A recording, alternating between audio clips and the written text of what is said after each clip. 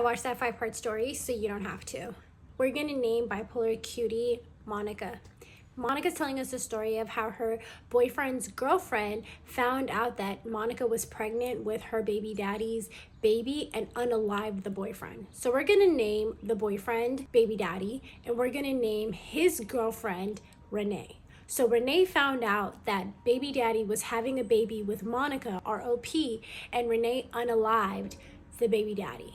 So rewinding a little bit, Monica is actually from Mississippi, but she moved away about 18 years ago, and she ended up in Houston, married for about 15 years. She had kids, lived with her husband for quite some time until things ended up being pretty bad and she left that marriage. When she left, she was left homeless with all of her kids and pretty much nothing. The ex-husband took it all. So she did what she knew was going to be best for her and her kids, and she went back home to Mississippi. When she got there, she was isolated. She spent time with nobody. She was truly, truly depressed. This is when she ran into a longtime friend that she hadn't seen in all these years that she's been gone, and they hit it off. This is baby daddy, and they started hanging out really, really tough, and honestly they had a very good vibe. And mind you, they also had a history, and when they would hang out, all they would do was garden together and relax, and she just felt such at ease, and it was just like a time for her to get away from the realities of her life. She was living with her auntie at the time. Monica tells us that she felt so much like joy and happiness hanging out with him, and he really just brought some type of excitement in her life that she really needed at that time. She really felt like he was her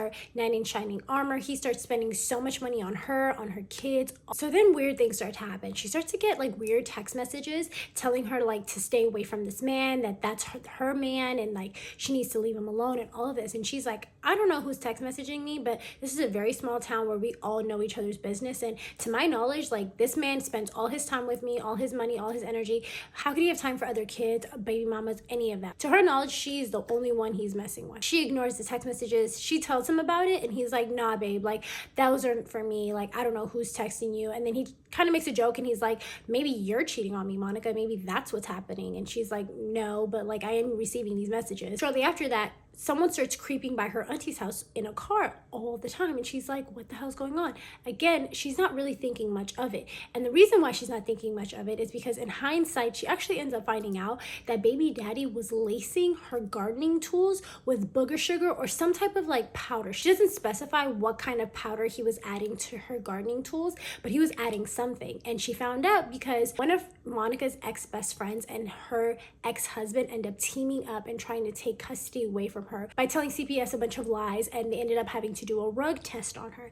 And on the rug test, she popped not only for gardening, but she also popped for booger sugar or some type of white powder. And she's telling the CPS people like, no way, I have nothing to do with that. I've never done any type of like hard rugs before. So the CPS is like, well, you know, the amount of the hard stuff that's in your system is very little compared to the gardening stuff, which tested really high. And so basically the CPS was like, it sounds like wherever you're getting it from, I don't know if you're getting it from a person or from like an actual shop, they're adding something to your gardening things. And that's when she realized the only person I garden with is baby daddy. You're telling me that baby daddy's been like lacing me? So when she's getting these like threatening messages and she has people like following her, she's like not really in her right state of mind. She says like she's already going through depression, she's fighting it, he's kind of helping her, but at the end of the day, like the rugs were, in her opinion, really messing her perception, making her feel like she was having a really good time with him and all these things, and then also kind of bypassing all of these red flags that were popping up. One thing leads to another, and she actually ends up pregnant with his baby. So she text messages him and she tells him like, hey, I'm pregnant,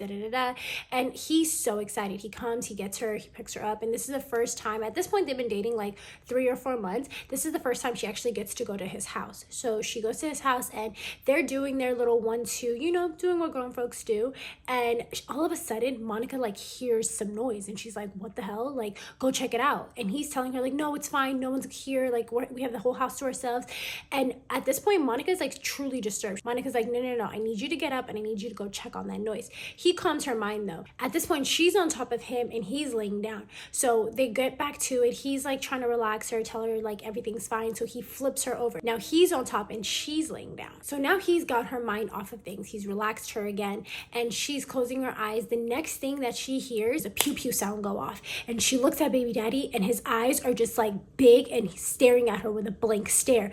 And then right after that he just keels over and falls on top of her, and she is like stunned. run. She hears footsteps. She doesn't see anybody. She only hears footsteps running away now. And she manages to push him off of her. She's scared, absolutely still. She's just like, completely not even really processing what's happening. She gets up, she locks the door, and she lets out a wild scream. She looks for her phone. She finally finds her phone. She calls her mom and she's like, so-and-so got hurt. Her mom is like, where are you? Have you called the cops? Da-da-da-da. Monica tells her mom where she's at, the address. Her mom is able to call the cops. Her mom's on the phone like, get out of that house. But Monica is so scared. She's like, I don't know if the person's still in the house. I only heard them run away. I don't know if they actually left. So she just goes into the bathroom. Her mom ends up calling the cops. The cops show up.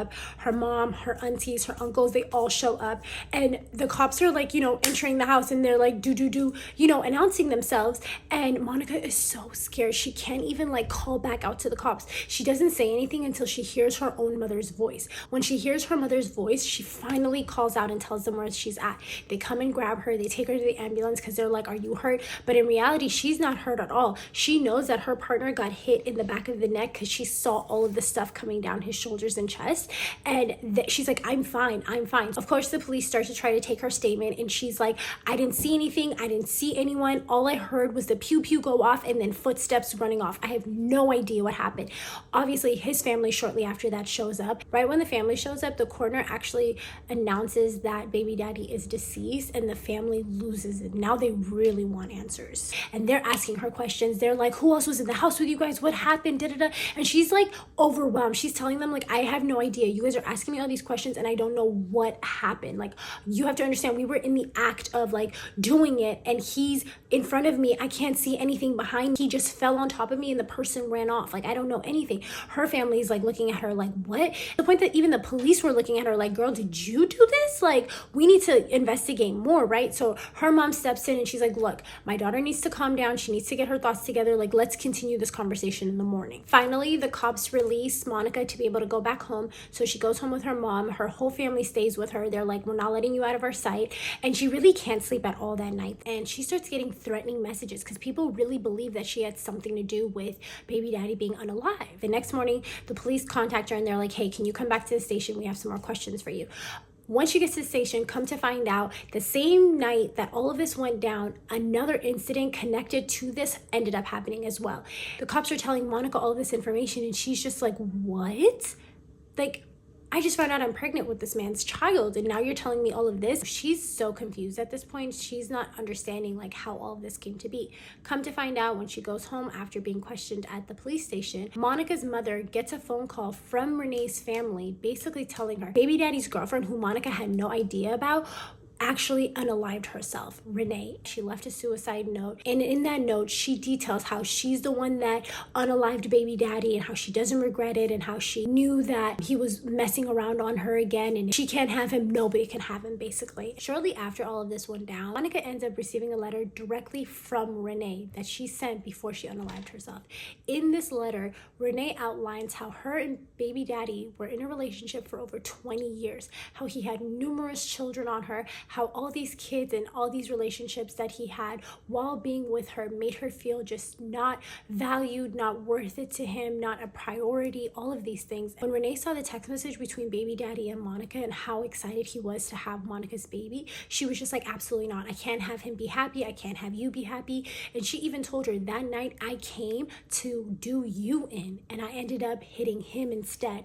And that is what made Monica break down so bad, because she was just like, wow, me just doing my own thing and being with this man led to two people being unalived, And people were asking her like, why is her username bipolar cutie? After all of this happened, or during this all happening, because also the whole CPS thing was also happening in the background, she was diagnosed with bipolar disorder. And so she's like, that's why that's my screen name. And all the traumatic things that I've been through in my life has shaped how my brain operates. Could you imagine your partner being unalived and falling on top of you while you guys are actively doing it? And mind you, she knew something was like coming. She said she heard the door kind of slowly opening and he refused to get up and investigate. and figure out if it was just the old house making creaking sounds or if somebody was actually in the house. Also in the note that was sent to Monica from Renee, she also tells her, I was the one that was sending you those messages telling you to leave him alone. I was the one that was creeping by your auntie's house.